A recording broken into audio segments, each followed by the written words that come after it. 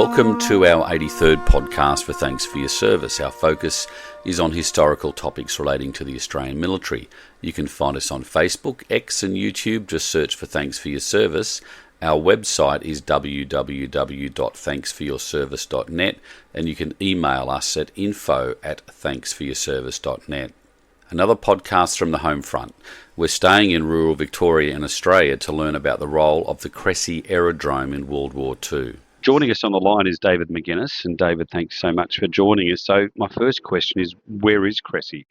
Well, Cressy is located in the southwest districts of Victoria. It's located just north of Colac and south of Ballarat on the Hamilton Highway. In 1939, the RAAF opened up a base at the aerodrome. Why did they do it? It was a few different factors. One, that they needed to have a location far enough away from a metropolitan area or a big city, a train line running near it, and the strategic perspective of having it at Cressy also enabled them to use Lake Corangamite and Lake Narpert as a bombing range and gunnery area. And was there an existing airfield at Cressy before the RAF set up the base? I'm still trying to find some history on it, but apparently there was a survey flight done in the 1920s where the RAF had, or wasn't the RAF then, but they sent people out to look for potential places for airfields. So are we assuming that when the RAF set up the base of what you know as Cressy Aerodrome today, that they actually built not only the runways but the base itself? Correct. Yes. So civil contractors came in to actually build the infrastructure on the site, but certainly a RAF supported for their training for air crews and pilots. So can you give us an idea of what the base looked like at the height of its operation in World War II? I suppose the first question is what did they do at the base? Why was it built, and what was its purpose? Yeah, purpose was that as the crews were going through their training, they'd be assigned to different locations and various aircraft. The Cressy Aerodrome itself, which was originally known as the RAF Station, Cressy RAF Station, started off as the #1 armament school. So they were flying around in Hawker Demons at that time, so old biplanes well and truly past their use-by date, but that's all we had at the time. And then that slowly progressed onto the Wirraways, and then we started to see towards 1940, late 43 and into 44, we saw the arrival of Beaufort bombers and Spitfires at the location. And the folks who attended the base or attended the training, what were they trained in? Were there other aspects of capability that the RAF needed? Yeah, well, not only pilots and air crew for bombing missions and fighter missions, either into Europe and or into the I saw a lot of men and women coming through that site, which were riggers, mechanics, drivers, every aspect you can think of that would be needed to run a base, even down to telephone operators and theatre operators as well, as in movie theatre operators. So at the height of its operation in World War II, what did the base look like? How many people would have been stationed there? What sort of details can you tell us about? Yeah, at its height, there was about 52 buildings in total. And with the research that I've already conducted so far, my best estimation would be around 6,000 men and women had gone through that base from 1939 to 1946. Goodness. And how far is the aerodrome from the town of Cressy itself? Hop, skip and a jump if you're actually there. It's probably only about 1.5 kilometres as the crow flies. When the base was operating during World War II, what was the town like then? The town would have been only about 100, maybe 150 people in total. There was a pub, a local hall, church, and a number of small residential housing. Also a train station, which is used really heavily because of the RAF, the location of the RAF station there as well.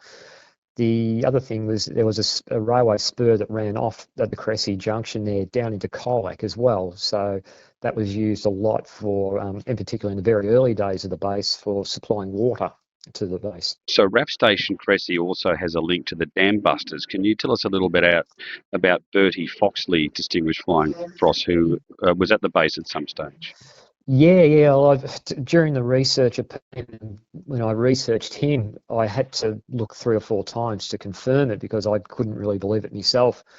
And yeah, Bertie Foxley, who was the front gunner on the Lancaster, which Mick Martin flew. So they were number 3 plane to attack the Mona Dam. And yeah, after he's done his missions over in Europe, came back to Australia to train up as an air gunner instructor, and spent two and a bit months at Cressy from January 1945 to March 45. So having a dam buster when you're doing research is like finding the Holy Grail, I believe. And this one really got me rather excited. Can you give us an overview of what's at the airfield today? Yeah. The airfield now obviously doesn't have 52 buildings on site. We've actually got 4 hangars. The main hangar houses our Tiger Moth.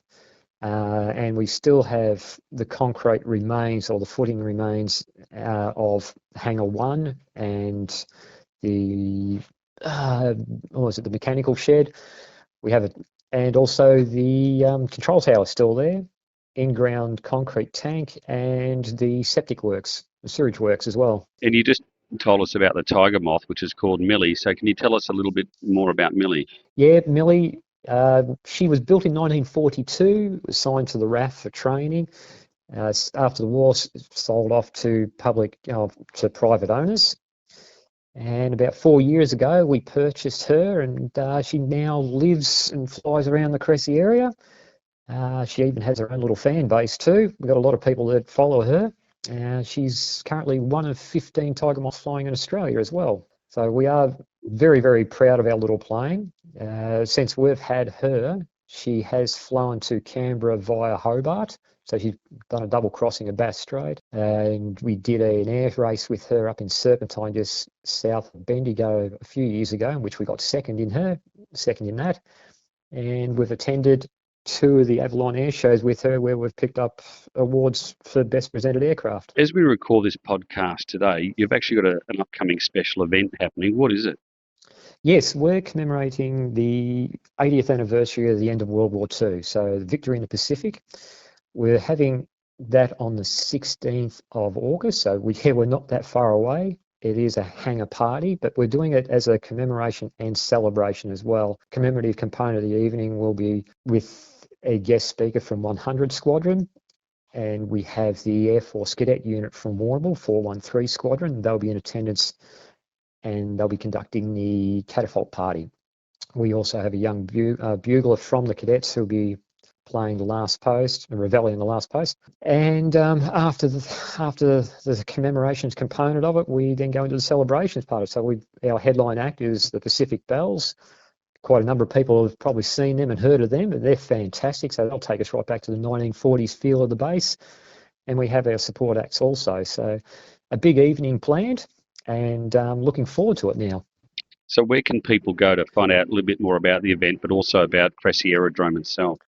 Yes, just a simple Google search will find us. Just type in Cressy Aerodrome, Victoria, because there is one in Tasmania, and then you'll find the details there either on our webpage, but you'll find a lot more information on our Facebook page as Cressy Aerodrome History Ground to Air.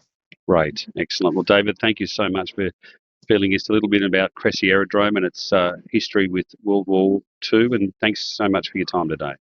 No worries at all, Dave. Thank you. That's the podcast for today. We're keen to hear your feedback by leaving a review on your podcast app, and your reviews helps new listeners find our podcast. If you have any special requests or suggestions for our podcast, please get in touch. You can help support this podcast via Patreon or buy me a coffee.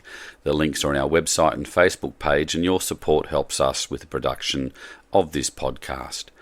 Do you have a relative who has served in the Australian military? Our family military history research packages sources records to better understand the service and experience of those who've served. You can find out more information on our website. Thanks for listening, and thanks for your service.